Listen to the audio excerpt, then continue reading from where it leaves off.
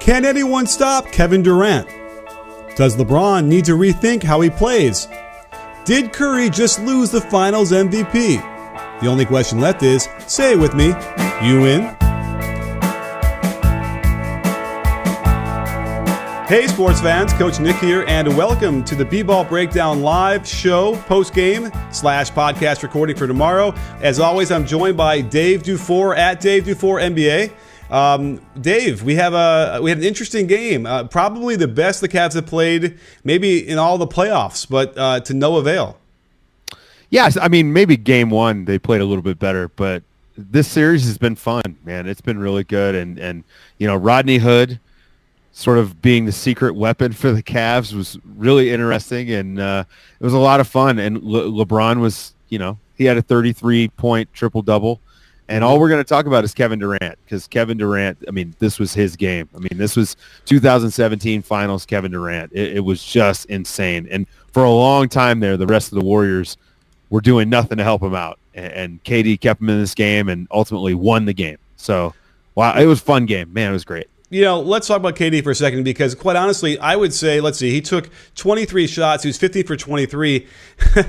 I might argue that of the 8 shots he missed, I would think maybe 6 were I didn't like them at all. So there was a moment there where he kind of just got into an FU mode with everybody and was just trying to shoot it.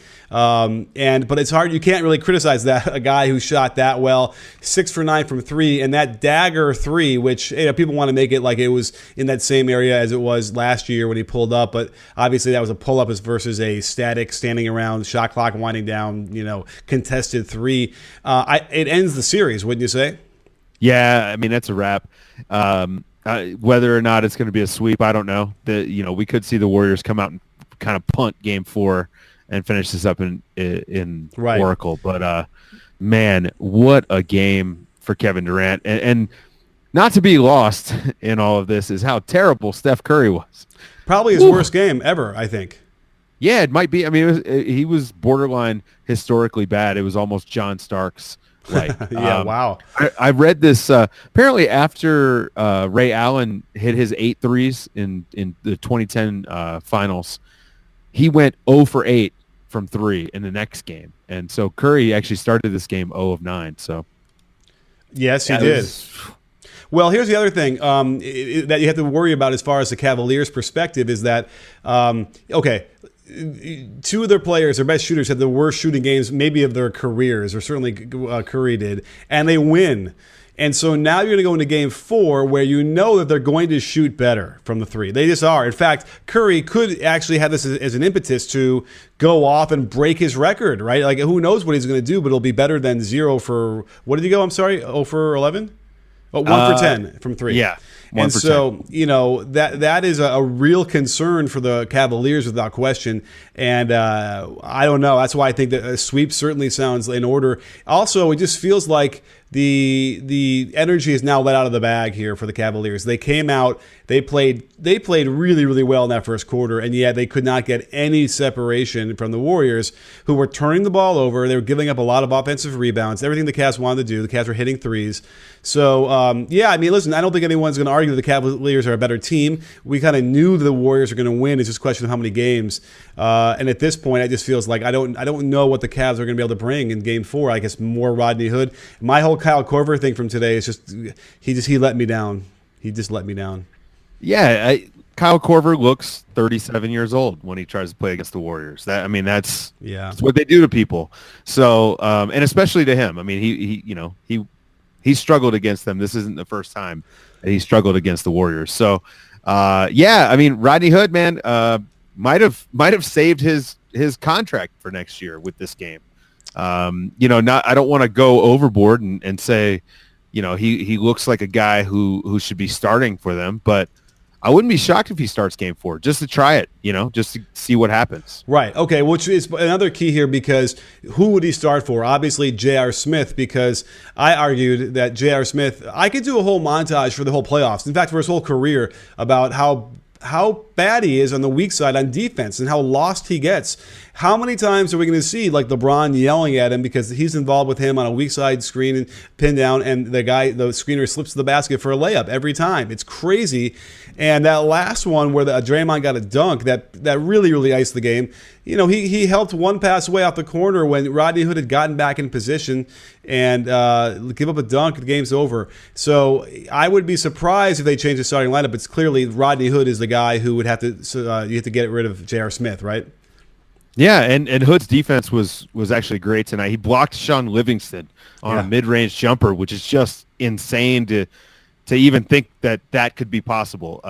So I thought he played with a lot of vigor tonight, and that's something that, you know, frankly, was missing in that spot. And I mean, it was nice to see. You know, I'm a huge Rodney Hood fan, and really thought he was going to pull it all together. I also love any left-handed player for some reason.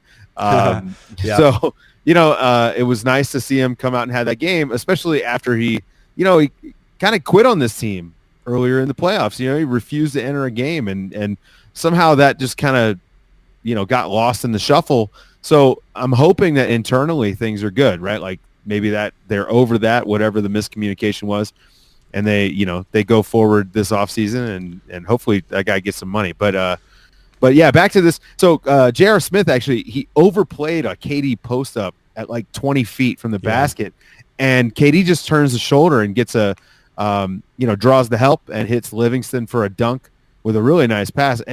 That was sort of indicative of what his defenses look like almost all playoffs, much less the series. So. Well, it's that fake hustle, right, where it looks like, oh, I'm really trying, but you're just basically disengaging. There's another one, too, in my mind's eye I'm picturing, where he did the same thing where, you know, it goes back to even the thing where he almost hurt Clay in Game 2, and then he gave up the three, the half-court buzzer, the halftime buzzer to Curry. It's all this like, oh, I'm just going to just dive around and jump, and that looks like I'm giving effort, but it's just completely misplaced. You can't win. We talked about this last time. I don't think he's not a guy you can win a title with. You know, 2016. You know, be damned. He's just the guy you cannot have on a really good to play against a really good team.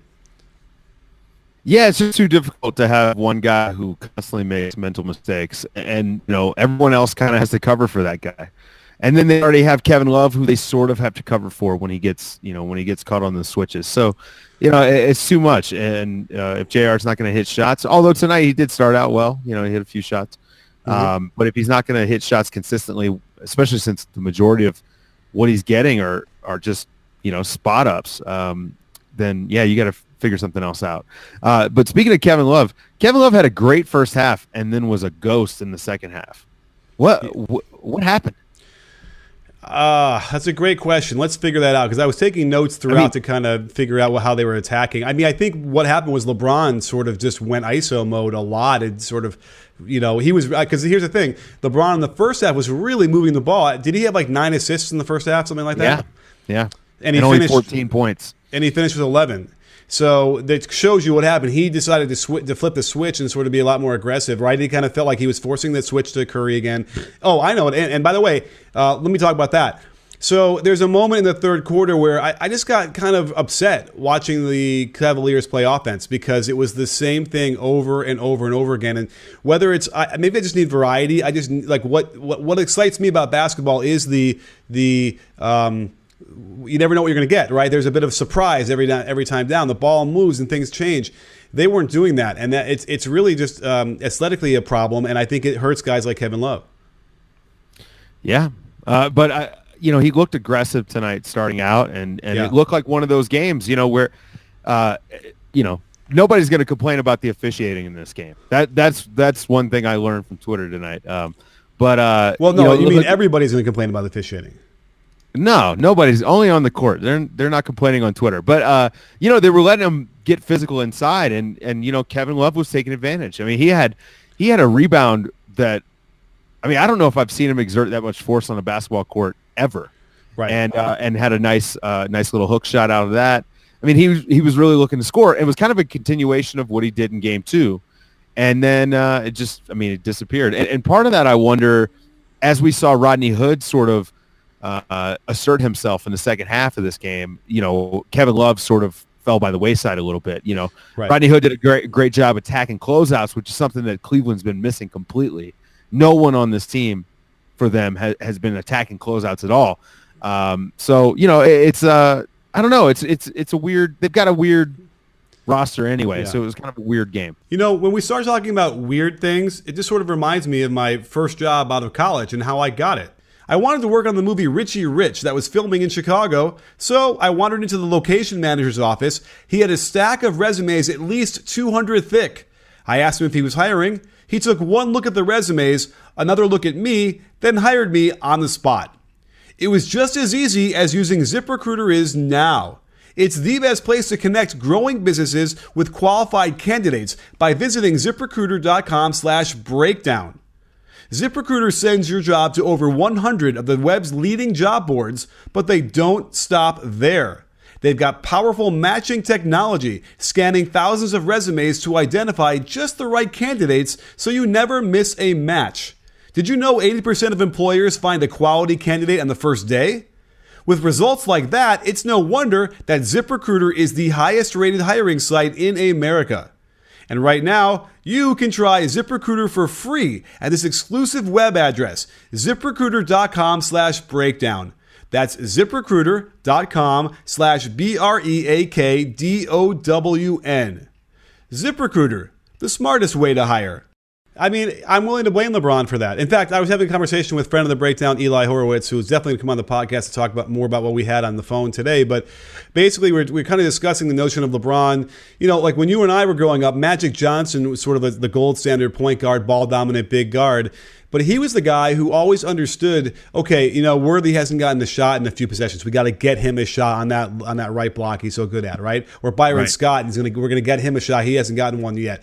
He knew how to manage the game that way, in a savant-like way. I think Rondo has that. Now, I don't think that LeBron James has it. I think that there's an ego thing there where he decides that he is going to control everything, which I think is fine because he is that good, but I don't think he can handle the ability to recognize that situation. So there's a prime example. Kevin Love was 6 for 10 in the first half and 10 rebounds and just getting shots all over the place, and then completely disappears. He got 5 points in the second half, and I think and again, as we discussed, that is a thing that's on LeBron if he's going to be that ball dominant. And I think that might be the one thing, if you ever needed to try and criticize LeBron for anything, that might be it. I think that's sort of an old school point guard thing. The guy with the counter in his head, Isaiah Thomas. Oh, I know Vinnie Johnson had touched the ball in a couple of positions, things like that. And that's how, we probably grew up. At least that's how I grew up being coached. You need to keep track of who's touching the ball, make sure everybody gets a touch, things like that. But with LeBron James, how it's going to work. The possession is going to be he's going to have the ball, he's going to draw the defense, and then he's going to make a pass. And you get basically one pass, maybe two. Maybe that guy makes the next pass. But other than that, I mean, this has sort of been their offense. This is how they've been successful. Last year, they had one of the best offenses of all time. So, with the same sort of scheme. Now, they don't have the same guys this year. This is not the same team from last year. So, right. It's a whole different world. And, this series, if it's shown us anything else, it's the value that Kyrie Irving provided for this team. His ability to go out, create a look, to be someone other than LeBron that could create looks not only for himself but for other people. Right. And by the way, it was a necessity. He had to create for himself because LeBron wasn't existing in an offense that would create other shots for other people other than like a drive by him or a post-up by him and then a whip out for a shot. And that's the thing that we see, like a dichotomy between the Warriors, right? They get side to side. They get multiple passes into possession, much more than the Cavaliers do. Now, what's frustrating about that to me is that when the Cavaliers do that, it looks beautiful, and the shots are beautiful. And when they bog down in their force a switch of Curry onto LeBron, now, part of it is, and I will fully admit, like, I'm an underdog kind of guy. I don't like bully ball. I don't really like seeing him, just throw his shoulder down, use that. By the way, and he's a master at using his left arm. Have you noticed that? Like, he goes to his right.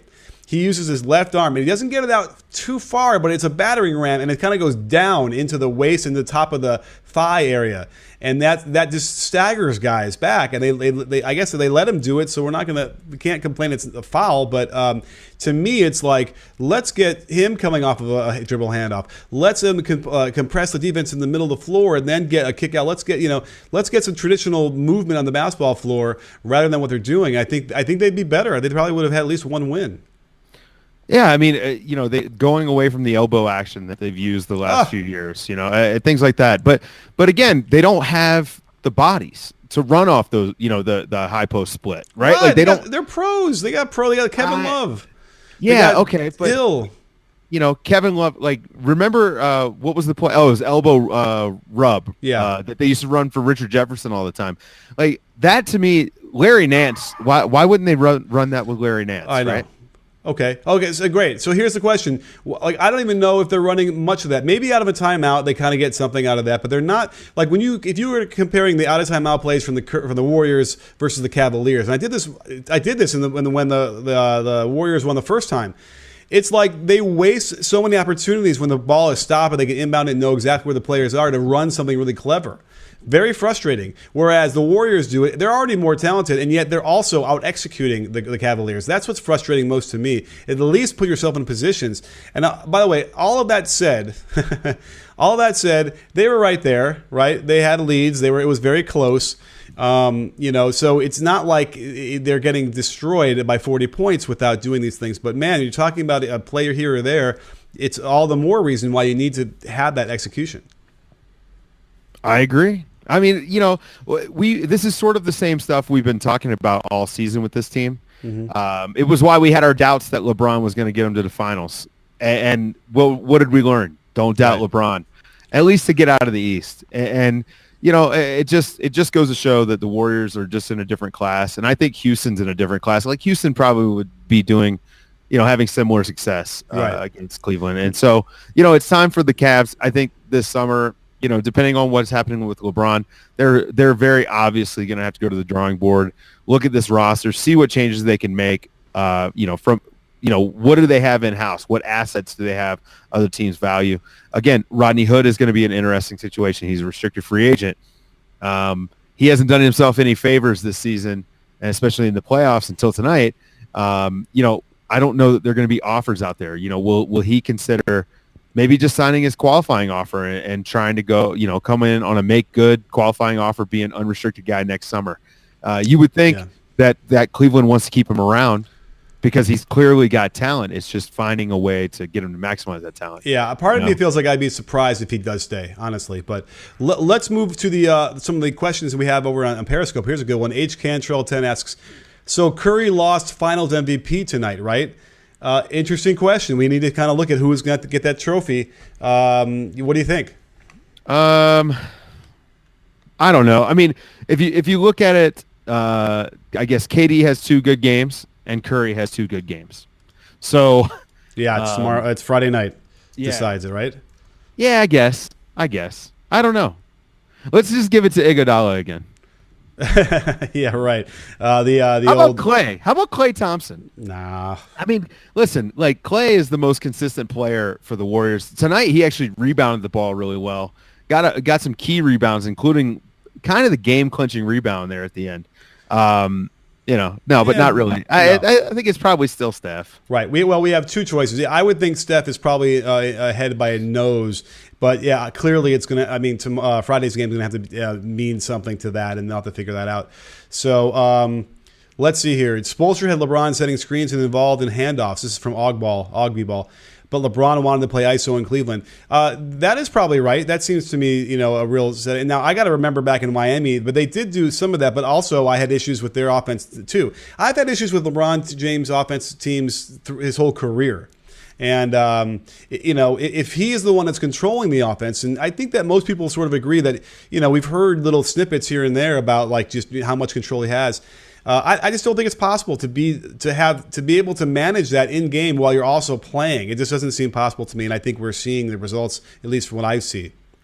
I honestly think the biggest thing is the talent gap between these 2 teams. I think if if Kyrie Irving's still there, this is a better series. I mean, it's already a good series. Yeah. Let's not forget that for, essentially 11 out of 12 quarters, the Cavs have been in this thing.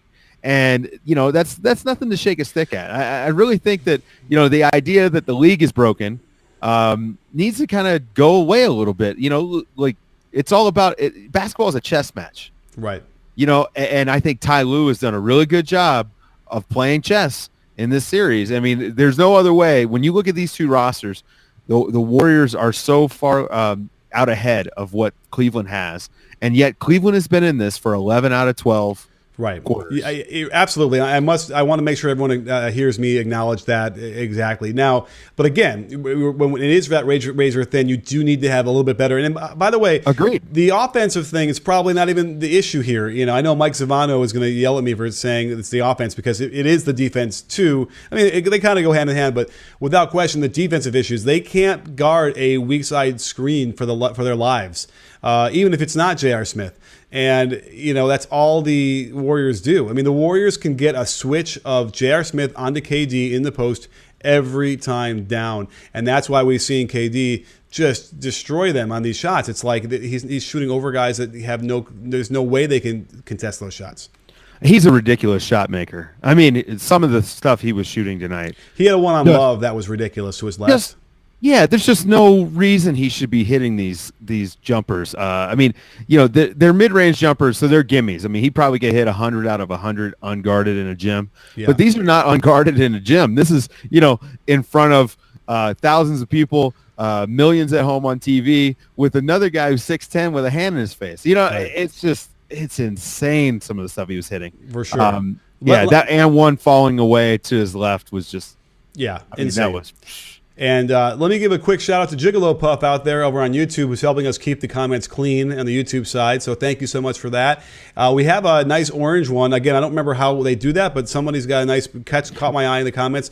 How are the Cavs? This is ISM. How are the Cavs going to stop JaVale McGee? Another, he gets, he did start tonight, right? Am I losing my mind? He started. Did. Yeah, he'll be starting Game 4. Yeah, and he looked terrific. I mean, he had for the game he had 10 points, but he probably had all those in the first, I think, or almost all those. Let's see here. JaVale had. The third was big for him. Oh, my fault. He had 2 points in the first, and then he had the third with the rest of them. So, he looked. I mean, by the way, he had a clunker again, I believe, near the basket that he missed. But either way, he provides something that they just don't have: athletic, vertical. The touch really isn't there. Oh, I know. Yeah, he had a great move on LeBron. And it turned into a running little hook, and he missed it. Can you picture that one, Dave? Yeah, I remember.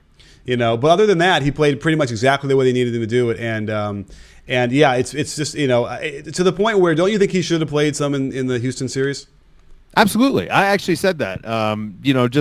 Just as to give him another look, and his his vertical spacing. It works, and Draymond is such a willing lob passer, and Bell isn't the lob threat that they want him to be. JaVale actually is, and JaVale is smart about when to slip screens, and he actually makes contacts on the other screens, like the ones that he's supposed to. So, I mean, I think JaVale, while he, we pay attention to the kind of brain farts. For the most part, he's been a solid player for these guys, and I think in Game 2, while he looked good, he was his plus minus was 0, but he still had an impact on the game. Right. Beyond the box score, there was a lot of stuff he did, and Steve Kerr loves to come out of timeouts and out of halves and quarter breaks with lob plays, and JaVale is, it's a good lob target. So yeah, I think he's been really good for them. And again, he'll get the start in Game 4. I mean, sure. I thought he was good tonight. They had a great. And, hang on.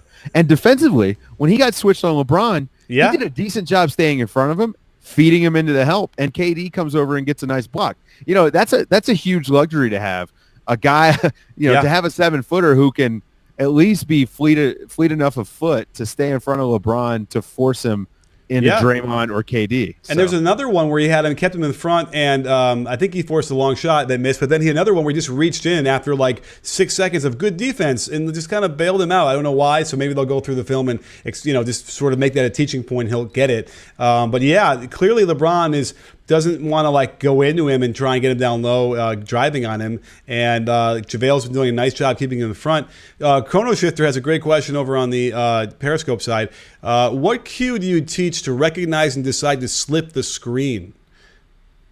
Do you want to take this one, Dave?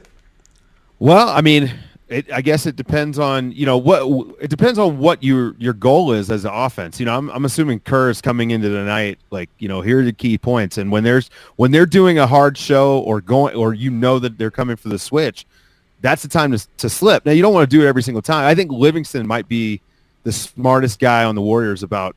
Well, maybe Clay. Actually, Clay's pretty good at it too. As far as picking the right spot to slip. Now, when you were teaching guys to slip, what did you used to do? Well, if it's a pin down, right, in theory, your man's in front of you, right? You're facing the baseline, so you see him. And so you're kind of looking for him to be, sneaking up, whatever, to get up there. And then you also see the guy you're screening because he's in front of you as you're trying to screen. So it's that notion. One of the things is you got to set a couple good screens to kind of set it up usually, although now in the league they all slip everything. But so I'm kind of watching for the guy, my guy. And if he starts to slide up even with me or higher, even before the screen is set, then I will go on that kind of a pin down. You have other kind of screens where you're kind of cross screening. It might not be as easy to see, and it's kind of a feel thing. But clearly, it's really about where your man is, and what we're getting is that we get both the screener's man and the cutter's man going to the cutter. And that is why when I teach the defensive side of things, I stress, and this is a rule that people will argue with me, and it makes no sense to me, is if I'm the guy getting screened, I'm the guy who's calling switch. Nobody else. The screener's man does not call switch because what do we coach? We coach the guy guarding the cutter to stay with the man, fight over the screen whenever you can, and it only will I know if I can get around it or not. So, that's why he has to call it. And when you don't do it that way, that's when you see. And we keep, it's happened half a dozen times tonight where they go with the cutter. The guy, it's not even a slip. He's just like looking around going, damn, there's no one guarding me. And I go to the basket and they get a nice pass. So there you go. That's my excuse or my explanation for that one. And then that miscommunication, that's when you wind up with, you leave Steph Curry open for one of his deep threes. You give him 3 feet and he, open shot for him. So, but yeah, you'd be shocked how many times you see the guy who's not getting screened calling for that switch. Right. And it's just not his, because I guarantee you that he calls that switch. The guy finally fights over, yes, I did it, coach. And then, boom, they're both standing with the cutter. The guy's scoring. We have a great, interesting question here from, let's see here. Well, let's see if we can comment on this. Super Hot Fire 24 over on the Periscope was like, ask us, can we speak on LeBron being too predictable? I suppose, is that what was getting me in the third quarter so frustrated watching? That it's the predictability. Yeah, probably. And it works against 26 or 27 out of the 30 teams in the league. That's the truth. And so you stick with what works, and it does work. And I think that's why Rodney Hood had so much success tonight. The Warriors hadn't seen him. Yeah, and it was pretty obvious they didn't really have a scouting report on him either, right? Right. So, I mean, he looked like a Sean Livingston clone quite a bit. He was operating in the mid-range, had a nice little turnaround. And it was funny that they struggled against it. But, I think that, the predictability, it's an issue. And we saw with Houston, right? Like, predictability, that makes it so, like, it's all about your talent. Houston has better talent, so they can get away with it a little bit more. Sure. Cleveland just doesn't have the talent to make it work. I mean, how many open shots have they missed in this series? It's insane. Wow. Yeah. And you stick a guy like if LeBron's throwing these passes to Chris Paul in the corner, or Trevor Ariza, a guy who's going to stick shots. Yeah. Love and JR, aren't those guys supposed to proven? Love and Love has shot okay. Okay. JR has not, right? But JR hasn't shot well in a little while. Right. So. And by the way, Korver came off some pin downs, wide open, and he missed them. And he didn't catch the ball clean and all these things. And it was working. Like, they got the shot they wanted finally, and they were doing it. But, man, didn't look good. It started out bad because he got a quick shot inside, which he never takes, and it missed like a layup that was it wasn't open. It was sort of contested. He had to rush it. But, I don't know. I mean, it's an interesting chicken and egg thing about how they run their offense and whether that hurts the role players more than it needs to. We have a question in the YouTube section. Afro Nomo, it says, have the Warriors proved their, quote, lack of a bench, unquote, doesn't matter? No, I don't think so. I think that, what we saw, like, they were very dependent on Andre Iguodala. I think that it matters that when Iguodala's out, they were kind of scrambling, trying to figure out who's going to fill this role for us. I think that kind of stuff's important. Andre Iguodala is the fifth most important player on that team. He was starting for them in the playoffs, and he went out, right. And then it was, okay, well, we're going to start Looney. We're going to start JaVale. We're going to, you know what I mean? We're going to play Nick Young more. I think that having a bench is important, and I expect the bench is going to be a major focus for Golden State this summer. They're going to be trying to upgrade at every bench spot. Right. They're probably not going to carry 7 centers next year. Yeah. Well, we talked about that before too. I mean, they have a good core off the bench, right? I think that Bell is great for them. So is McCaw if he develops like he was before. And oh my goodness, he didn't play today. The little guard. Quinn Cook, thank you. That's a nice 3 to start with. And you're talking about Iguodala perhaps and Livingston. I think that they're okay, but you're right. They need to upgrade. Either figure out what they're going to do with JaVale. Get rid of Zaza. Looney is gone, right? He's probably going to get signed for someone else, right? I don't know. The center market's going to be pretty tight this summer, and Golden State has his bird rights, so they can figure something out. I think that they probably regret turning down that option, though. Wait, now Looney is not hurt. Played for like a minute. Yeah. Wow. I mean, well, think about it though. It's about the matchup with these guys. Yeah, but Jordan Bell's a better matchup against Cleveland. He's able to use his speed a little bit more and exploit the matchup when he's being guarded by Tristan Thompson or Kevin Love. Okay. Whereas in the last series, Capella's pretty quick and Looney's a little bit more stout. Not to mention Looney does a better job of not fouling against Harden and Chris Paul. Right. I thought Looney was doing an okay job against LeBron in those ISO situations too. But I guess it's the. And by the way, who knows? Game 4 and Bell was good tonight. A run. Yeah. And Bell was really good tonight. Yeah. He had a dunk and he looked like he accidentally jumped too high. I thought he was gonna hit his mouth on the rim. I mean, it was really close. He is very springy for sure. He really is. Yeah. If they can work out, if they can get him a jump shot. It's all she wrote. Yeah. No, I'm telling you, because he could be Draymond 2.0, because he can pass.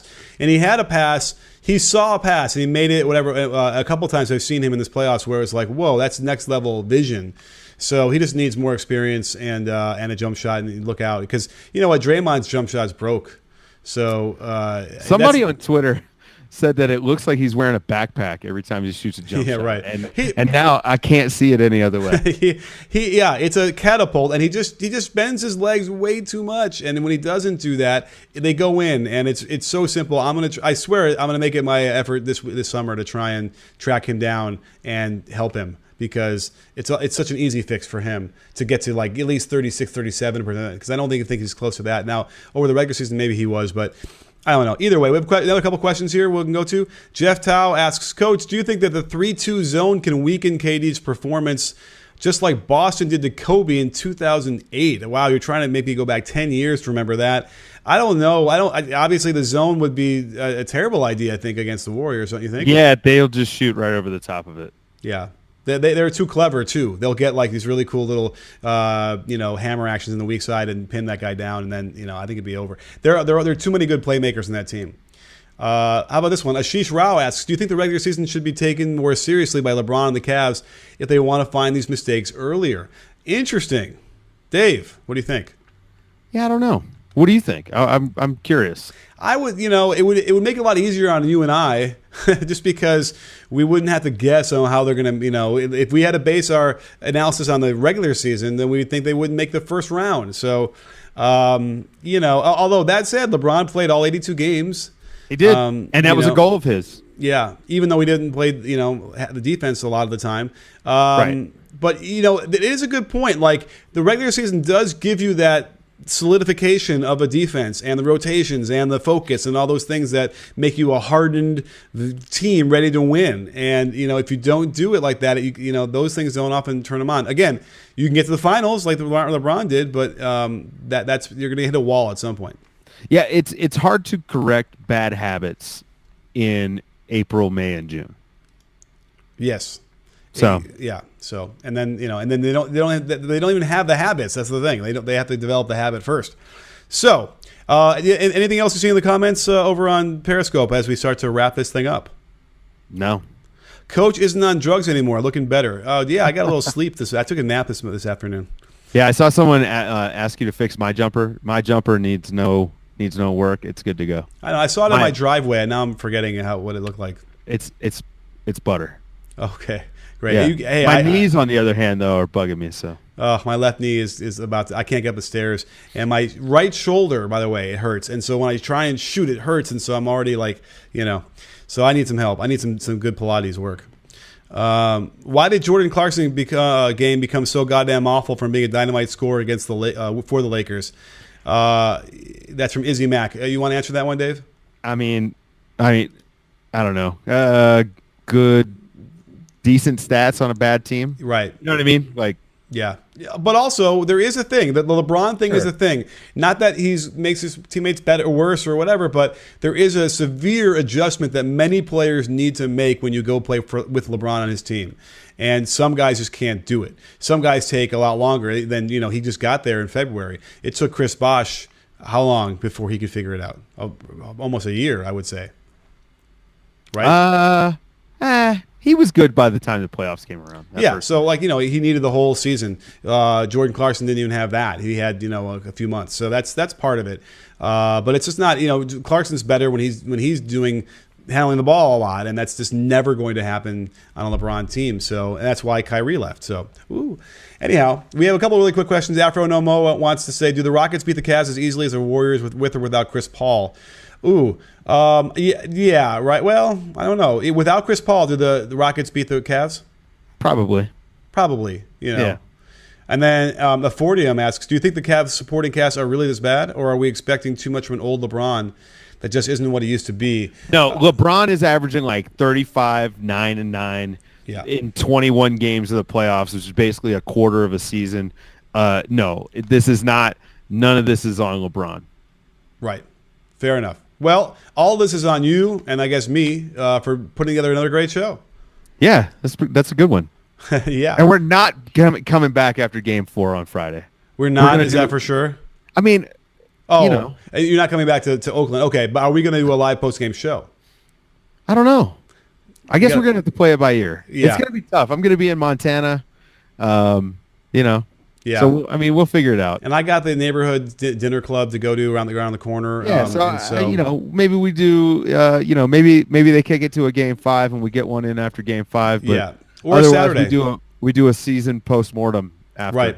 All right. Well, we'll see how that works out. But again, Dave, thanks for hopping on with us and giving us all the breakdown stuff. As always, it's been kind of making me sad because I realized that another season's under our belt. I know. This is almost 2 full seasons of this. Well, listen, thank you to everybody out there who's been part of the conversation. It's not over yet, but it's getting there. Hang on, Nick. Hang on. Someone in the Periscope chat just challenged me to a 3-point shooting contest.